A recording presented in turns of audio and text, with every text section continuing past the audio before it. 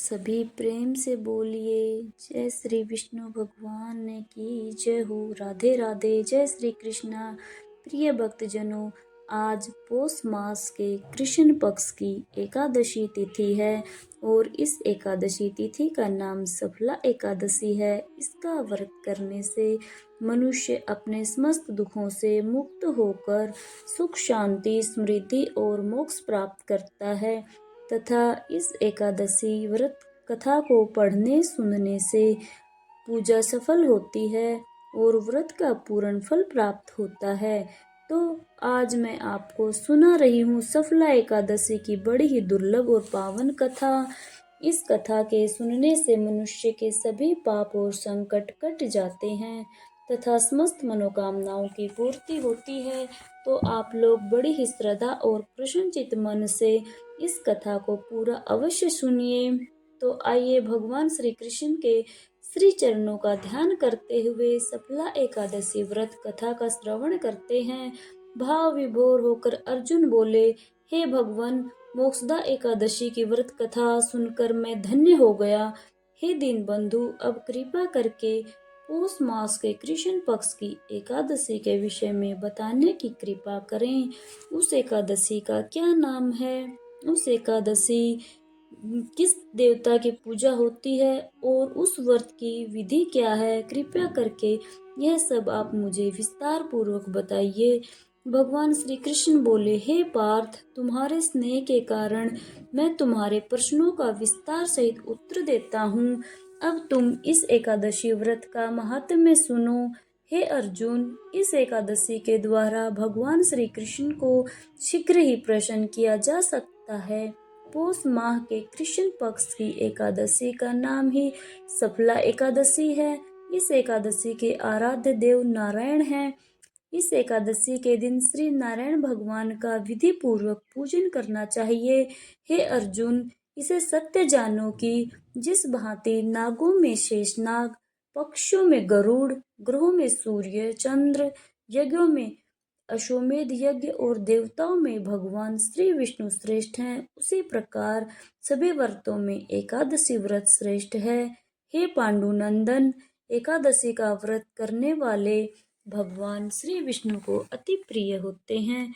इस एकादशी व्रत में केला, नारियल, नैवेद्य और धूप दीप आदि से पूजा करनी चाहिए। मनुष्य को 5 सहस्त्र वर्ष तपस्या करने से जिस पुण्य का फल मिलता है, वही पुण्य भक्ति पूर्वक रात्रि जागरण सहित सफला एकादशी का व्रत करने से मिलता है। हे अर्जुन, अब तुम सफला एकादशी की कथा ध्यान पूर्वक सुनो। बहुत समय पूर्व चंपावती नगरी में महिष्मान नामक एक राजा राज्य किया करता था। उसके 4 पुत्र थे। उन पुत्रों में सबसे बड़ा लुम्बक नामक उसका पुत्र महापापी और बड़ा ही दुष्ट था। वह हमेशा पर स्त्री गमन में रहता तथा वेश्याओं के यहाँ जाकर अपने पिता का धन व्यय किया करता था। देवताओं, ब्राह्मणों, वैश्य आदि सुपात्रों की निंदा करना उसका नित्य का क्रम था।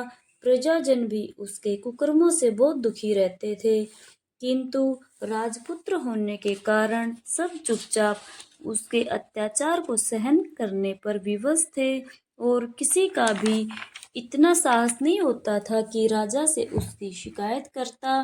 किंतु बुराई अधिक समय तक पर्दे में नहीं टिक सकती। एक दिन राजा महिष्मान को उसके कुकर्मों का पता चल गया। तब राजा अत्यधिक क्रोधित हुआ और उसने उसे अपने राज्य से निकाल दिया।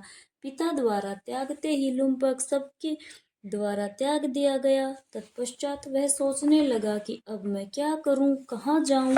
अंत में उसने रात्रि में पिता की नगरी में चोरी करने की ठानी। वह दिन में राज्य से बाहर रहने लग गया और रात में वह अपने पिता की नगरी में जाकर चोरी तथा अन्य बुरे कर्म करने लग गया।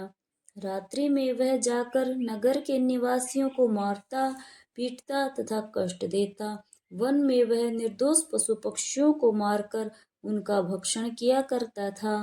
किसी किसी रात जब वह नगर में चोरी करते पकड़ा जाता तो राजा के डर के मारे पहरेदार उसे छोड़ देते, कहते हैं कि कभी अनजाने में प्राणी ईश्वर की कृपा का पात्र बन जाता है। ऐसा ही कुछ लुम्पक के साथ भी हुआ। जिस वन में वह रहता था वह भगवान को बहुत प्रिय था। उस वन में एक बहुत पुराना पीपल का वृक्ष था तथा उस वन को सब लोग देवताओं का क्रीड़ा स्थल मानते थे। ऐसे पीपल वन में उसी पीपल के वृक्ष के नीचे महापापी लुम्पक भी रहता था। कुछ दिनों में बाद पौष माह के कृष्ण पक्ष की दशमी के दिन वह कंबल रहित और वस्त्र रहित होने के कारण शीत मौसम की वजह से लुम्पक मूर्छित हो गया।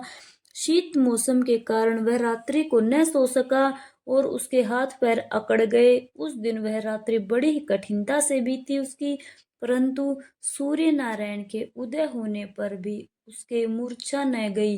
वह ज्यों का त्यों पड़ा रहा और सफला एकादशी के मध्याह्न तक वह दुराचारी मूर्छित ही पड़ा रहा। जब सूर्य के तपने से उसे कुछ गर्मी मिली तब मध्याह्न में उसे होश आया और अपने स्थान से उठकर गिरते पड़ते उठते वन में भोजन की खोज में चल पड़ा। उस दिन वह जीवों को मारने में असमर्थ रहा, इसलिए जमीन पर गिरे हुए फलों को लेकर पीपल के वृक्ष के नीचे चला गया।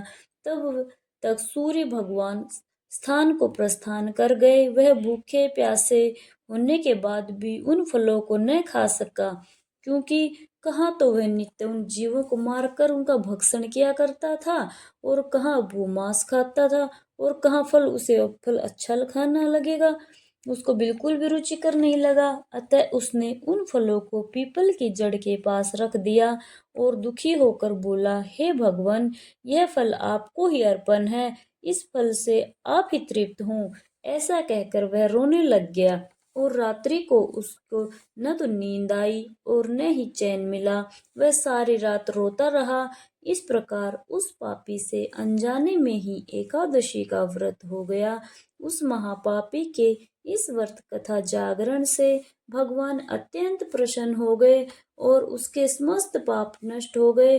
प्रातः काल होते ही एक दिव्य रथ अत्यधिक सुंदर वस्तुओं से सुसज्जित आया और उसके सामने खड़ा हो गया। उसी समय आकाशवाणी हुई, हे राजपुत्र, भगवान नारायण के प्रभाव से तेरे समस्त पाप नष्ट हो गए। अब अपने पिता के पास जाकर सारा राज्य प्राप्त कर। लुम्पक ने जब ऐसी आकाशवाणी सुनी तो वह अत्यंत प्रसन्न हुआ और बोला, हे प्रभु, आपकी जय हो, आपकी जय हो। ऐसा कहते हुए सुंदर वस्त्रों को धारण करने लग गया और अपने पिता के पास गया और अपने पिताजी को सारा संपूर्ण वृत्तांत सुनाया। तो पिताजी ने उसका अपना सारा राज्य सौंप कर वन को रास्ता लिया। वे वन में तपस्या के लिए चले गए। अब लुम्पक धर्म पूर्वक राज्य करने लगा और उसकी स्त्री पुत्र आदि भी भगवान श्रीमन नारायण के परम भक्त बन गए। वृद्धावस्था में वह अपने पुत्रों को राजगद्दी देकर भगवान का भजन करने के लिए वन में चला गया और अंत में परम पद को प्राप्त हुआ। हे अर्जुन, जो मनुष्य श्रद्धा व भक्ति पूर्वक इस सफला एकादशी का व्रत करते हैं उनके सभी पाप नष्ट हो जाते हैं और अंत में मुक्ति मिलती है। हे अर्जुन, उन मनुष्य को सींगों और पूंछों से रहित मनुष्य जानो जो इस सफला एकादशी के महत्व को न समझते। सफला एकादशी के महात्म्य को पढ़ने अथवा सुनने से प्राणी को राजस्व यज्ञ का फल प्राप्त होता है। इस कथा से हमें ईश्वर के अति कृपालु होने का प्रमाण भी मिलता है। यदि कोई प्राणी अनजाने में भी ईश्वर का स्मरण कर ले तो उसे पूरा फल मिलता है। यदि प्राणी सच्चे हृदय से अपने अपराधों की क्षमा याचना भगवान से करे तो ईश्वर उसके बड़े से बड़े अपराधों को भी क्षमा कर देते हैं। लुम्पक जैसा महापापी भी भगवान नारायण की कृपा से वैकुंठ का अधिकारी बन गया। प्रेम से बोलिए, जय श्री हरि, जय विष्णु हरि, जय श्री राधे कृष्णा, वृंदावन बिहारी लाल की जय हो। एकादशी माता की आरती सुनेंगे अब हम। जय एकादशी माता स्वामी जय एकादशी माता, भक्त जनों की संकट हरनी विष्णु भक्त की माता। जय एकादशी माता, धन धान्य सुख समृद्धि देवे करो कृपा हे माता।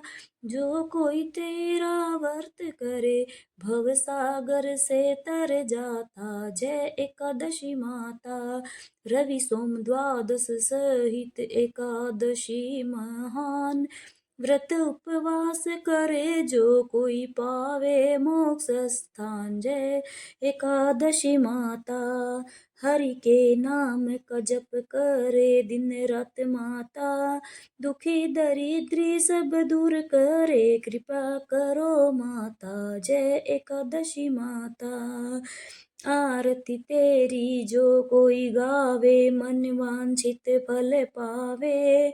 एकादशी माँ की कृपा से हरि भक्ति बढ़ जावे। जय एकादशी माता स्वामी जय एकादशी माता, भक्त जनों की संकट हरनी विष्णु भक्त की माता। जय एकादशी माता।